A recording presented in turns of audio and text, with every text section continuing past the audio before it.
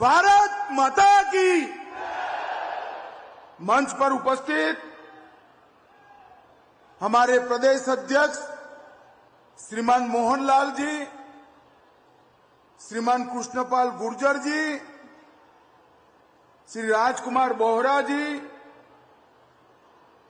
बहन सीमा त्रिखा जी, संदीप जोशी जी, चरण सिंह तिवेतिया जी, हमारे प्रभारी सुरेंद्र सिंह नागर जी, और आज जिनको जिताने की मैं यहां अपील करने आया हूं, ऐसे हमारे 6 के 6 प्रत्याशी एनआईटी 86 से सतीश फागना जी। अरे आगे आओ सतीश जी, ऐसे कैसे करोगे यार, आगे आओ, ताली बजाओ सतीश जी के लिए। वल्लभगढ़ से मूलचंद शर्मा जी, फरीदाबाद से विपुल गोयल, गांव से राजेश नागर, पृथला से टेकचंद शर्मा और बड़खल से धनेश अदलखा जी। और आज विराट सभा में उपस्थित प्यारे भाइयों, बहनों, माताओं और मेरे जिगर के टुकड़े जैसे युवा मित्रों, आप सभी को राम राम, नमस्कार। सबसे पहले मैं राजा नाहर सिंह की पावन धरती को प्रणाम करता हूं। राजा जैत सिंह नागर जी की इस भूमि को प्रणाम करता हूं। ये दोनों ने हमारी सांस्कृतिक विरासत को आगे बढ़ाने के लिए बहुत बड़ा काम किया है। यहां का सूरज कुंड स्थित सूर्य मंदिर पूरे देश में प्रख्यात है और यहां से लेकर गुजरात तक और यहां से लेकर बंगाल तक ये भूमि को संत सूरदास की भूमि के नाम से जाना जाता है। आज मैं इस भूमि को प्रणाम करना चाहता हूं। भाइयों बहनों, आने वाली 5 तारीख को हरियाणा में चुनाव होने वाला है। आपका एक वोट हरियाणा का भविष्य तय करने वाला है और 2 खेमे बड़े स्पष्ट दिखाई पड़ते हैं। एक और देशभक्तों की टोली ऐसी भारतीय जनता पार्टी है और दूसरी ओर भ्रष्टाचारियों का एक टोला जो कांग्रेस पार्टी में एकत्रित हुआ है। ये दोनों के बीच में आपको तय करना है। भाजपा भरोसेमंद है, कांग्रेस करप्ट है। भाजपा का काम समाज कल्याण करना है, कांग्रेस का काम परिवार कल्याण करना है। हमारा संकल्प विकसित हरियाणा, विकसित भारत है। उनका संकल्प परिवार के पोषण करने का है। आप लोगों को तय करना है कि आने वाले चुनाव में क्या करना है। भाइयों बहनों, यहां अगर फिर से एक बार, तीसरी बार आप कमल खिलाते हैं तो ओबीसी, दलित, किसान, सेना के जवान और खिलाड़ी, इस सभी के कल्याण का काम भारतीय जनता पार्टी की सरकार करेगी। भाइयों बहनों, जब आज मैं यहां आया हूं तब हरियाणा की जनता को बताना चाहता हूं। हमारा हरियाणा 3 बातों के लिए पूरे देश भर में जाना जाता है। एक तो सेना के हर जवान जो यहां से गए हैं, उन्होंने वीरता के बड़े परचम बॉर्डर पर गाड़कर हमारे देश को सुरक्षित करने का काम किया है। ये वीरों की भूमि। यहां के किसान ने देश के अन्न के भंडार भरने का काम किया है और यहां के खिलाड़ियों ने देश को पदकों के दृष्टि से बहुत संपन्न करने का काम हरियाणा के खिलाड़ियों ने किया है। धाकड़ जवान, धाकड़ किसान और धाकड़ खिलाड़ी ये हरियाणा की पहचान है। मैं आज यहां हुड्डा साहब को पूछना चाहता हूं, हुड्डा साहब, हरियाणा का हर दूसरा घर सीमा पर जवान भेजता है। 1 रैंक 1 पेंशन का वादा कांग्रेस पार्टी ने 40 साल पहले किया था, मगर पूरा नहीं किया। हरियाणा वालों, 2014 में आपने मोदी जी को प्रधानमंत्री बनाया। 15 में ही मोदी जी ने 1 रैंक 1 पेंशन को समाप्त कर सेना के जवानों का सम्मान। ये कांग्रेस वाले झूठे नैरेटिव गढ़ने में, झूठ फैलाने में बड़े पारंगत हैं। इन्होंने कहा अग्निवीर से जो जवान वापिस आएगा उसको नौकरी नहीं होगी, पेंशन नहीं मिलेगा। आज मैं हरियाणा के हर युवा को कहना चाहता हूं, अग्निवीर से जो जवान वापिस आएंगे, देश भर की पुलिस ने इनको 20% रिजर्वेशन दिया है। भारतीय जनता पार्टी की नरेंद्र मोदी सरकार ने भी 20% रिजर्वेशन दिया है और हरियाणा की नायब सिंह सैनी सरकार ने कहा है जो बचेंगे वो 100% हरियाणा सरकार उनको स्वीकार कर लेगी, इसमें किसी को शंका नहीं। हुड्डा साहब, आप झूठ फैलाना बंद करिए और झूठ का व्यापार लंबा नहीं चलता है। भाइयों बहनों, अभी मैं कुछ दिन पहले टीवी देख रहा था। हथीन से लेकर थानेसर और थानेसर से पलवल तक कांग्रेस की रैलियों में पाकिस्तान जिंदाबाद के नारे लगे।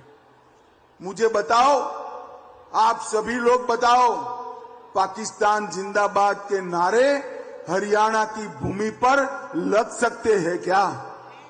अरे जोर से बोलो, लग सकते हैं क्या? ये कांग्रेस पार्टी तुष्टीकरण की राजनीति के लिए आज हरियाणा को भी तुष्टीकरण से लिप्त करना चाहती है। ये राहुल गांधी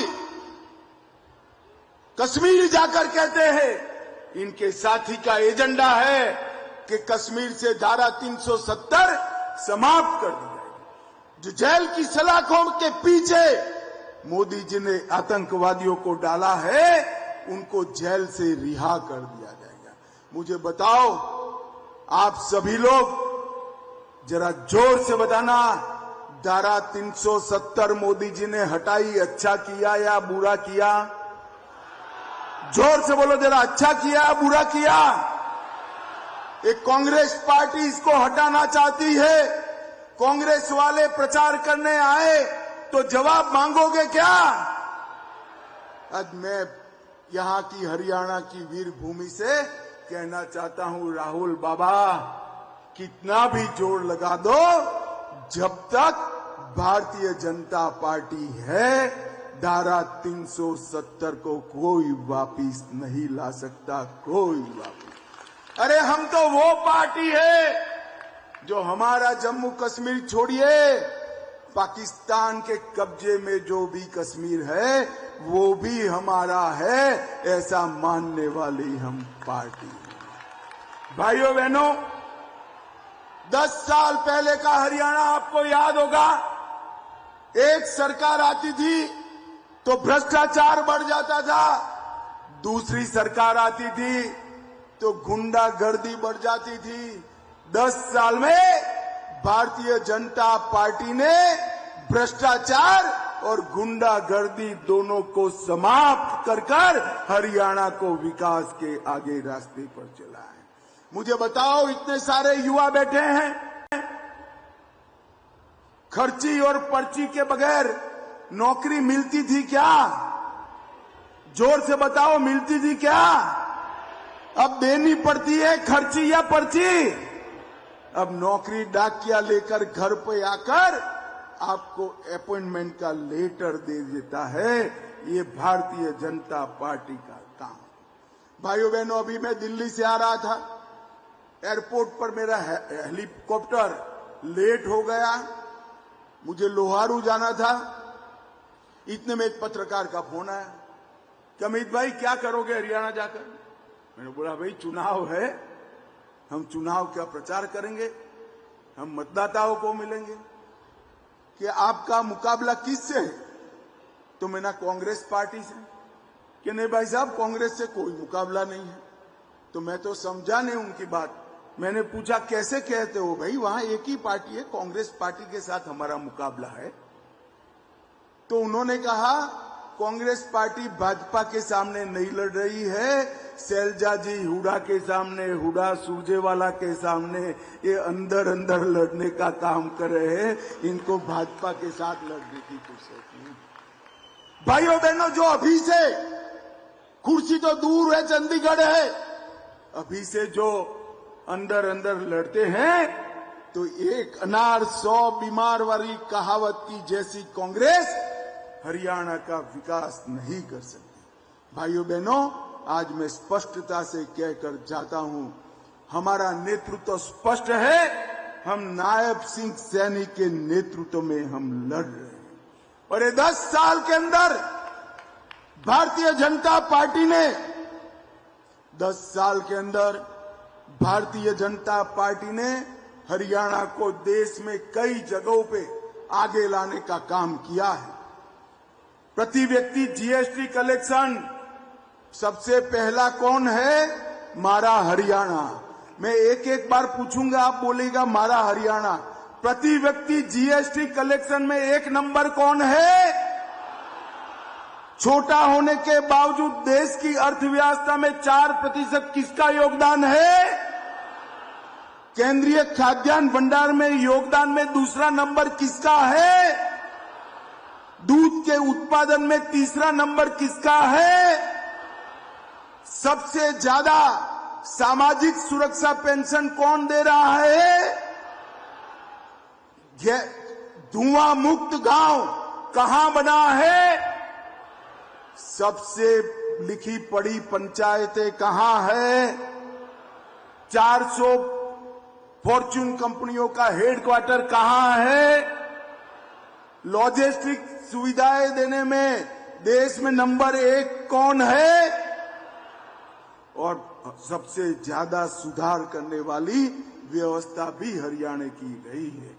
भाइयों बहनों, प्रति व्यक्ति आय हो, प्रति व्यक्ति एक्सपोर्ट हो, वृद्ध सम्मान पेंशन हो, सीएम विवाह सगु योजना हो, हर चीज में हरियाणा नंबर 1 बना है।